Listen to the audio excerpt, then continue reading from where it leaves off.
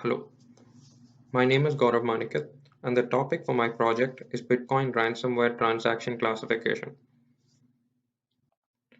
This project has been implemented using the 6 phases of CRISP-DM.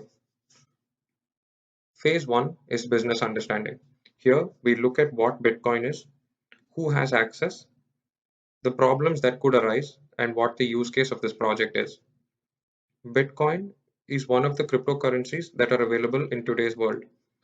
A cryptocurrency is an online form of payment which is secured using blockchain and is completely anonymous. Who has access to Bitcoin? Well, anyone has access to Bitcoin. Making a Bitcoin address is completely free. The anonymity and security that Bitcoin offers has its advantages and its disadvantages. And one of the disadvantages is that it attracts crime in the form of ransomware transactions, which brings us to the purpose of this project. The purpose is to classify transactions and decide whether they are ransomware or legitimate using machine learning. There have been multiple data sets of Bitcoin heists that have been compiled by investigators. I'm using one of the data sets from the UCI machine learning repository and building various models that will train data and classify them into one of two categories, either ransomware, which means it is a heist transaction, or legitimate, which means a transaction is real. Phase 2 is data understanding. In this step, we look at the structure of the data that we have received from UCI machine learning. If we look at it broadly, the data has 2.9 million rows and 10 columns. Out of these 10 columns, 9 of them are predictor or explanatory variables, and we have one dependent response variable. The 9 predictor or explanatory variables give us various characteristics for each transaction, like address, year, day, length, weight, etc. Apart from the 9 predictor variables, we have one dependent variable called label, which will help us classify transactions as legitimate or ransomware. The dataset has a total of roughly 2.9 million rows, out of which 41,000 are ransomware transactions.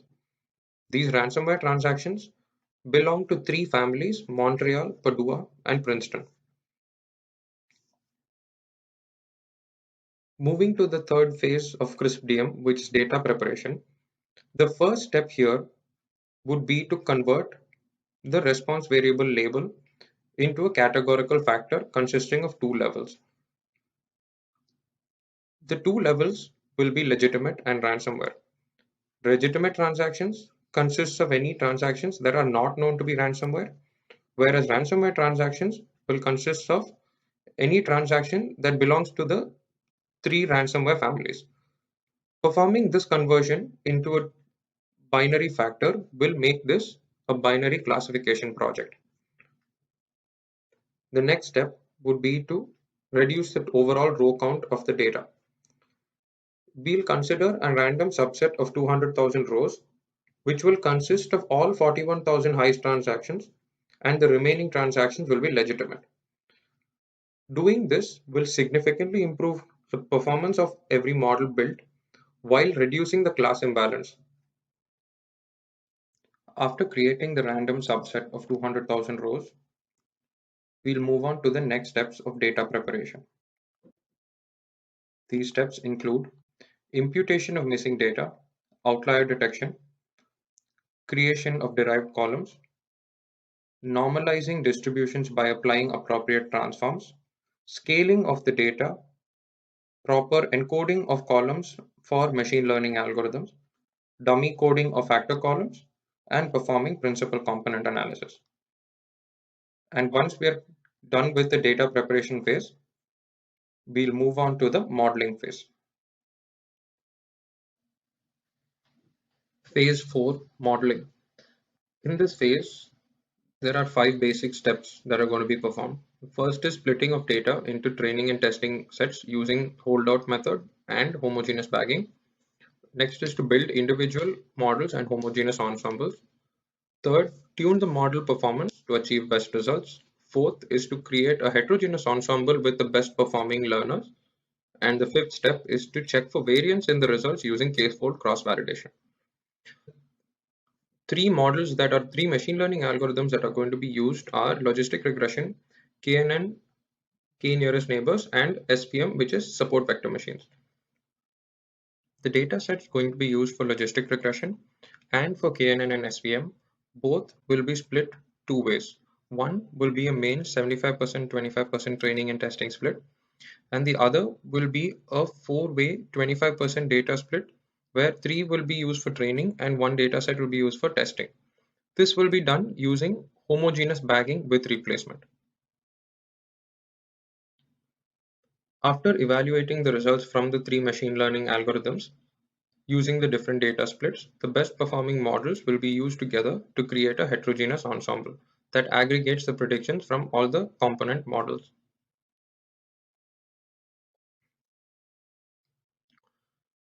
The models will be evaluated using the following metrics: accuracy, proportion of true results amongst the total number of cases; precision, proportion of predicted positives which are truly positive; recall, which is proportion of positives correctly identified; specificity, proportion of negatives correctly identified; and F1, which is a mean of precision and recall, such that we can find a balance between both metrics in case there is a difference between precision and recall. Now we execute the complete R notebook from scratch. First, we load all the necessary libraries and explain the business understanding and data understanding phases of CRISP-DM by explaining the problem statement and about the dataset. Pausing the video while the dataset loads. Now that the dataset has loaded, we see that the original 2.9 million rows and 10 columns are all loaded successfully. Once we explain the data in the data understanding phase, the first step of the data preparation phase is to convert this into a binary classification problem, which is done here, where we group it based on whether the transactions are legitimate or ransomware. Then the next most important step is to take a random subset of 200,000 rows with all the heist data and 158,587 legitimate transactions such that the class imbalance is in an acceptable range. Next step is to do the data exploration where we check the structure, summary, and check for any missing values and outliers. The next step in data prep is to impute any missing values using the 10% mean. And we verify that there are no more missing values after data imputation. Then using exploratory data plots to verify the normality of all the numeric features and also verifying if any transforms can be applied to improve the normality.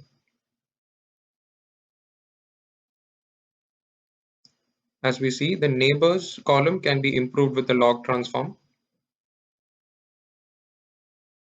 And the income column also significantly improves after using a log transform.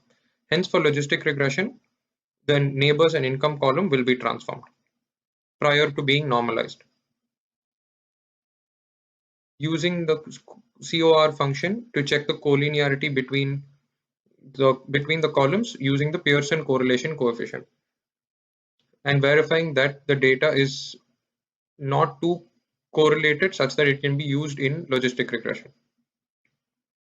Next, we remove outliers using z-score. We consider the threshold as 3 and any column value that has a z-score higher than 3 is being considered as an outlier and being removed from the dataset. After outlier removal, which has been done in this step, we have 186,796 rows left. The next step is to transform the columns. As I mentioned earlier, there will be two copies of the data created.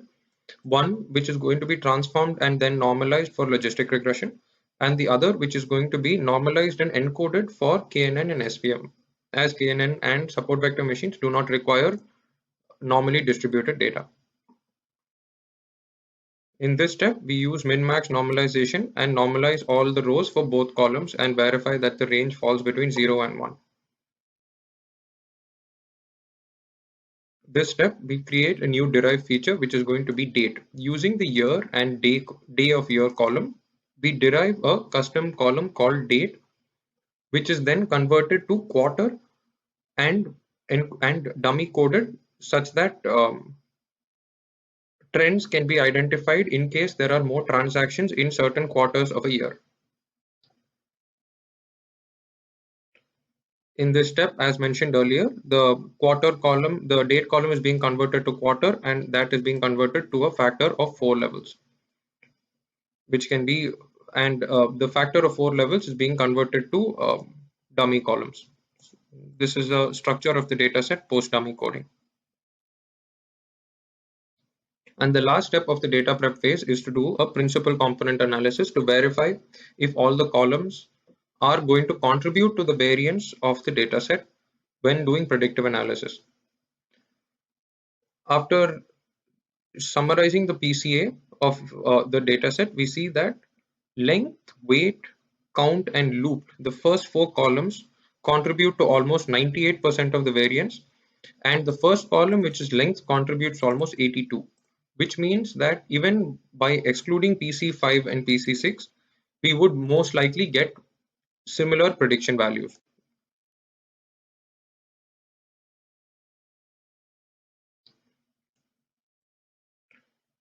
Now we begin the modeling phase. In this phase, the first step will be to split the data, as mentioned earlier, into one main 75%, 25% training and testing split, and the other would be a 3 training, 1 testing data split, each of 25%, with done using homogeneous bagging. And this will be repeated twice, one for logistic regression, and the other split would be for KNN and support vector machines, which is seen here. I'm printing the dimensions of the training and testing splits along with the class balance to make sure that there is no imbalance even after the random splits. The data set for logistic regression and the training and testing data sets for KNN and support vector machines. And we see that the class balance is maintained across all the 12 training and testing data sets. Start with the model building once all the models have run successfully. Now that the models have run successfully, we take a look at the results of each model. We take a look at the logistic regression model first, created with the main 75-25 training and testing split. This model is created using all the features, and we see that the accuracy is 67.33%. This accuracy is received using by taking a threshold of 0.28, and this value of 0.28 is received using an ROC curve. After implementing the curve, we see that 0.28 is roughly where the curve crosses the diagonal, and we get best results at this level. We use stepwise AIC backward elimination to see if any features can be removed, but the results show that all the features are necessary to achieve the best result. Then we use k-fold cross-validation using 10 folds on the main training and testing dataset to see if there is any variance. And as we see, all the results are within the same range of 66 and 68, which means that there is no dataset that causes there is no subset of data that causes any large variance to the dataset predictions. Lastly, to improve accuracy, we create a homogeneous ensemble consisting of the training datasets that have been created using homogeneous bagging, and use mode to take the most frequently occurring prediction at each row for the testing dataset. And after doing this, we see that the accuracy improves slightly to 67.58. Hence, we'll be using this in the heterogeneous ensemble. repeating the same steps for the KNN where we use the individual 75-25 training and testing split for multiple values of K, and we see that at K equal 170, we get the highest value of 79.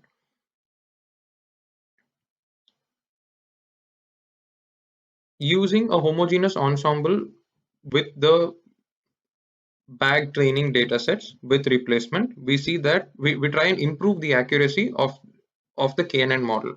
Unfortunately, the accuracy is around 78.44, and we see that the individual KNN model with a larger training dataset performs better.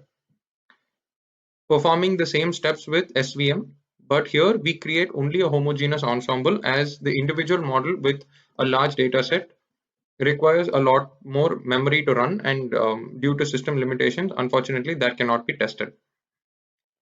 The support vector machine homogeneous ensemble gives us an accuracy of roughly 78.77%. Now, using the best performing models of the three, that is the homogeneous ensemble of support vector machines and logistic regression, and the individual KNN model, we create a heterogeneous ensemble taking the appropriate testing and training data sets for all the models, and then creating a predicting each row of a testing data set and finding the mode of each of the predictions. We see that the homogeneous ensemble gives us an accuracy of 78.63, which is slightly lower than the accuracy of the KNN model, but is better performing than all the other models in the heterogeneous ensemble. Also, we also use k-fold cross-validation to see if there is a lot of variance in the model outputs, and from what we see, there is no variance. All the predictions fall between 77.9 and 78. Since accuracy isn't the only metric to validate a data, as mentioned earlier, we're using precision, recall, specificity, and F1 score. And after closely analyzing the values of all the models, even though the KNN model has a slightly higher accuracy, the heterogeneous ensemble has a better precision, recall, and F1 score, which means that this model predicts a higher number of positive values and a higher number of negative values and gives a very comparable accuracy. Thank you.